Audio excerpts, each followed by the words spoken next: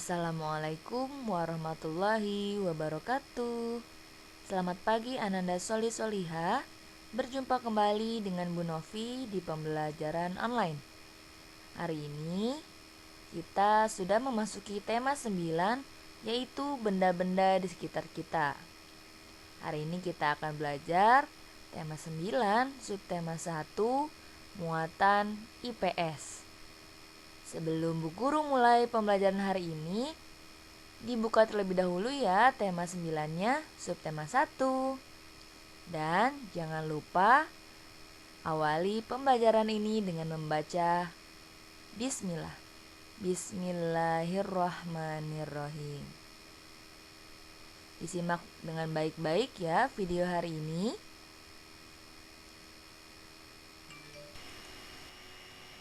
Indonesia merupakan negara kepulauan terbesar di dunia. Negara Indonesia memiliki posisi geografis yang unik sekaligus menjadikan posisi yang strategis. Hal ini dapat dilihat dari letak Indonesia yang berada di antara dua samudra, yaitu Samudra Hindia dan Samudra Pasifik. Indonesia juga terletak di antara dua benua, yaitu benua Asia dan juga benua Australia. Letak geografis ini sangat mempengaruhi keberadaan wilayah Indonesia, baik dilihat dari keadaan fisik dan sosial atau ekonomi dan politik. Nah, amatilah peta Indonesia berikut ini. Di sini bisa dilihat ya. Indonesia itu diapit dua samudra. Ada Samudra Hindia dan juga Samudra Pasifik. Lalu juga diapit oleh dua benua, yaitu benua Asia dan juga benua Australia. Ini juga ada nama tempat-tempat atau daerah di Indonesia, di peta Indonesia. Negara kita juga bersebelahan dengan negara-negara tetangga seperti Singapura, Malaysia, Thailand, Malaysia, dan juga Brunei Darussalam. Pada pembelajaran 3, kita akan belajar mengenai garis lintang dan juga garis bujur suatu daerah. Letak suatu wilayah ditentukan dengan menggunakan letak astronomisnya. Lalu apa sih arti dari letak astronomis itu? Letak astronomis adalah letak suatu wilayah berdasarkan garis bujur dan garis lintang pada peta. Lalu apa itu garis bujur dan juga garis lintang? Garis bujur adalah garis khayal yang membentang secara vertikal di atas permukaan bumi. Garis bujur ini berfungsi untuk menentukan pembagian waktu di seluruh permukaan bumi. Setiap jarak 15 derajat ke arah bujur timur atau barat akan menunjukkan selisih waktu sebanyak 1 jam atau 60 menit. Sedangkan garis lintang adalah garis khayal yang membentang secara horizontal di atas permukaan bumi. Garis lintang membelah bumi menjadi belahan bagian bumi utara dan juga bagian selatan. Belahan ini berpusat pada garis lintang 0 derajat atau garis khatulistiwa. Garis lintang berfungsi untuk menentukan perbedaan zona iklim di bumi seperti tropis, subtropis, sedang, dan juga kutub atau dingin. Jadi bisa ya membedakan antara garis lintang dan juga garis bujur. Garis bujur itu membentang secara vertikal, sedangkan garis lintang membentang secara horizontal. Sekarang, coba kalian perhatikan gambar garis lintang dan garis bujur berikut ini. Garis lintang secara horizontal, sedangkan garis bujur secara vertikal. Sini bagian awalnya yaitu garis bujur barat atau BB, garis bujur 0 derajat dan juga garis bujur timur atau BT. Yang sebelah sini garis lintang secara horizontal.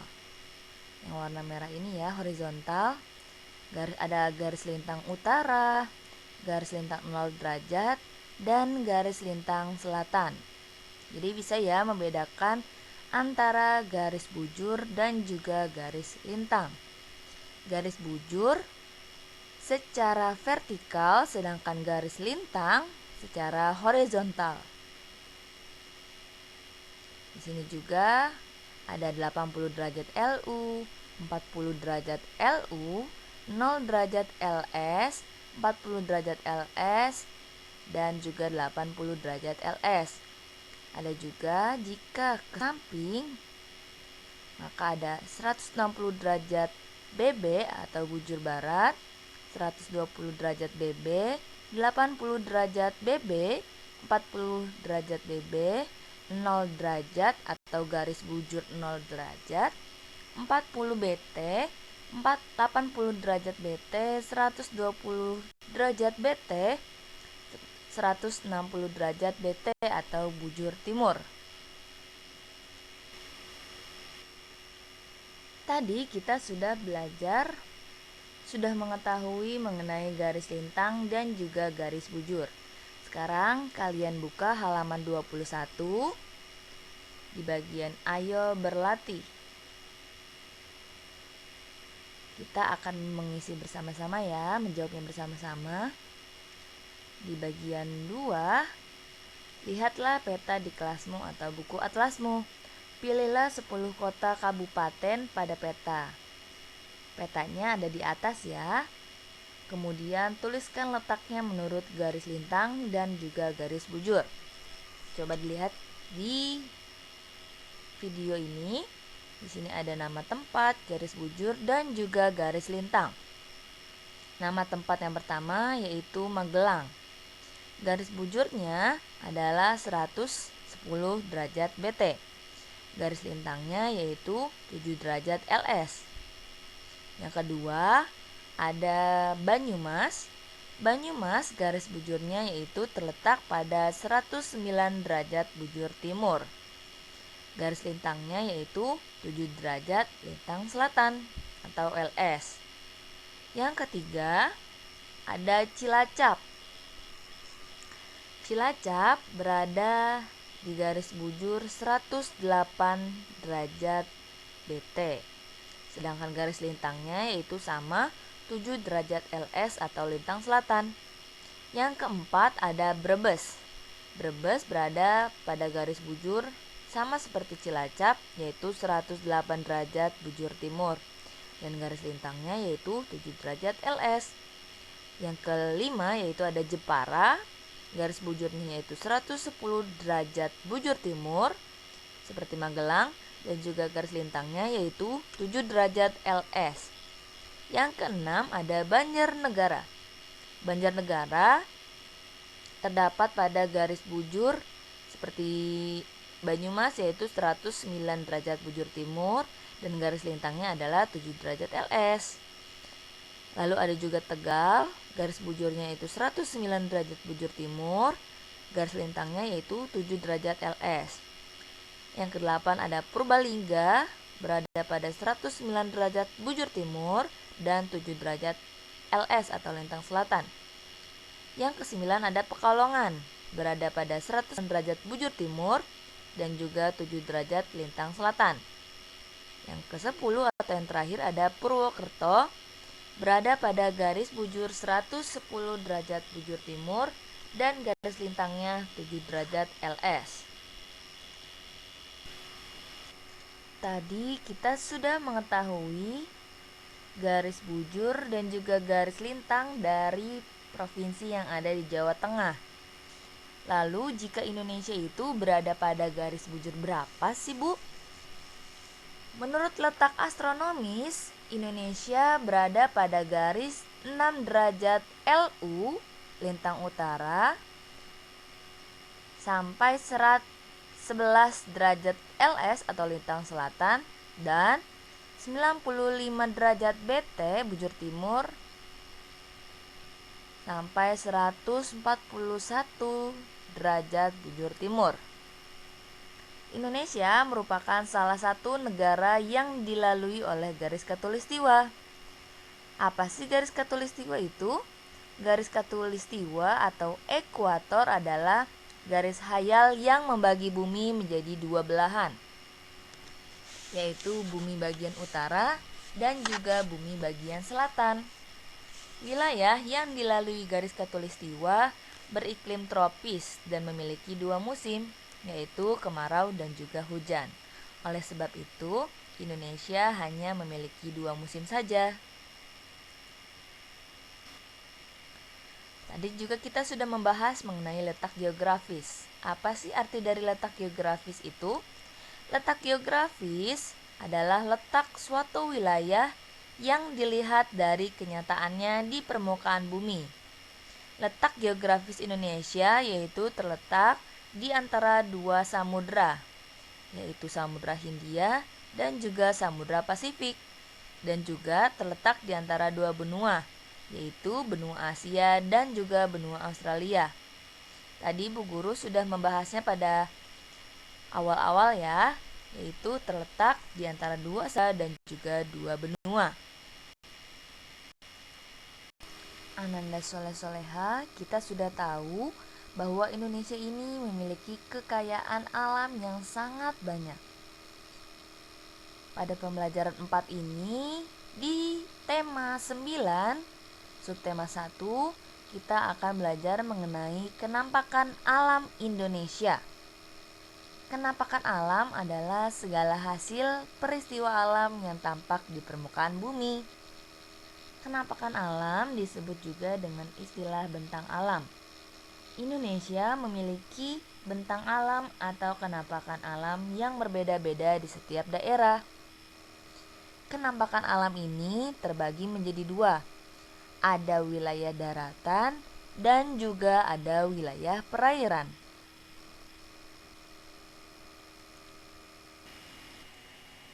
Kenampakan alam wilayah perairan terbagi menjadi tiga, yaitu ada laut, ada sungai, dan juga ada danau. Laut merupakan kumpulan air asin yang memisahkan daratan yang satu dengan yang lainnya. Laut dimanfaatkan sebagai tempat mencari ikan, olahraga air, dan sarana transportasi antar pulau. Yang kedua ada sungai. Sungai adalah aliran air yang panjang dan besar yang berada di daratan. Aliran sungai mengalir dari hulu, yaitu pegunungan, ke hilir, yaitu muara. Sungai biasanya dimanfaatkan sebagai irigasi lahan pertanian, pertambakan, dan sarana olahraga air. Dan yang ketiga yaitu ada danau. Danau adalah cekungan luas yang digenangi air. Danau alami terbentuk melalui akibat pergeseran dasar bumi dan kawah gunung yang terisi oleh air hujan. Danau dimanfaatkan sebagai sarana olahraga dan budidaya ikan air tawar. Sedangkan kenampakan alam wilayah daratan juga sama dibagi menjadi tiga, yaitu yang pertama ada dataran tinggi, yang kedua dataran rendah, dan yang ketiga adalah pantai. Dataran tinggi adalah daratan luas yang memiliki ketinggian 200 sampai 600 meter di atas permukaan laut. Dataran tinggi dimanfaatkan sebagai tempat peristirahatan, tempat wisata, dan juga perkebunan teh. Biasanya udara di dataran tinggi lebih sejuk. Lalu yang kedua ada dataran rendah, adalah hamparan tanah luas yang memiliki ketinggian 0 sampai 200 meter di atas permukaan laut. Dataran rendah dimanfaatkan sebagai pusat kegiatan masyarakat, lahan pertanian, perkebunan, dan juga perindustrian. Dan yang terakhir ada pantai. Pantai adalah dataran yang berbatasan langsung dengan laut. Pantai dimanfaatkan sebagai objek wisata, tambak garam, pemukiman nelayan, dan juga pelabuhan. Silahkan sekarang kalian buka halaman 29. Kita isi bersama-sama ya, halaman 29. Di sini ada kenampakan alam wilayah daratan, ciri-cirinya, dan juga kenampakan alam wilayah perairan dan juga ciri-cirinya. Dimulai dari kenampakan alam wilayah daratan, yang pertama ada dataran rendah. Ciri-cirinya yaitu memiliki ketinggian kurang dari 200 meter di atas permukaan laut. Yang kedua ada dataran tinggi. Ciri-cirinya yaitu terletak pada ketinggian 300 sampai 600 meter di atas permukaan laut. Boleh juga ditambahkan udara di dataran tinggi lebih sejuk. Yang ketiga yaitu gunung. Ciri-cirinya adalah memiliki ketinggian lebih dari 600 meter di atas permukaan laut. Yang keempat ada pegunungan.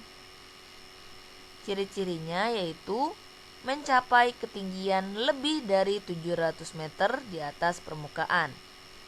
Yang kelima ada tanjung. Ciri-cirinya adalah tanahnya menjorok ke laut. Sedangkan kenampakan alam wilayah perairan ada yang pertama adalah rawa. Ciri-cirinya yaitu banyak terdapat tumbuhan air seperti eceng gondok. Yang kedua ada kenampakan alam danau. Ciri-cirinya yaitu terbentuk dan berasal dari letusan gunung berapi atau gerakan tanah. Yang ketiga ada sungai. Cirinya yaitu bagian hulu berukuran kecil dan bagian hilir lebih besar. Yang keempat ada teluk. Teluk ciri-cirinya yaitu dibatasi oleh daratan pada ketiga sisinya dan menjorok ke daratan. Beda ya teluk dan juga tanjung. Kalau tanjung ini tanahnya menjorok ke laut, sedangkan kalau teluk menjorok ke daratan sisinya. Yang kelima yaitu adalah selat. Selat memiliki ciri-ciri lautnya sempit dan berada di antara dua pulau.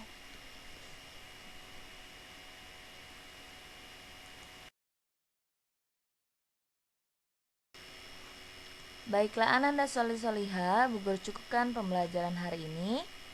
Selanjutnya kalian kerjakan tugas halaman 21 dan juga halaman 29 ya. Tadi kita sudah membahas secara bersama-sama. Kalian tinggal mengisi saja ya.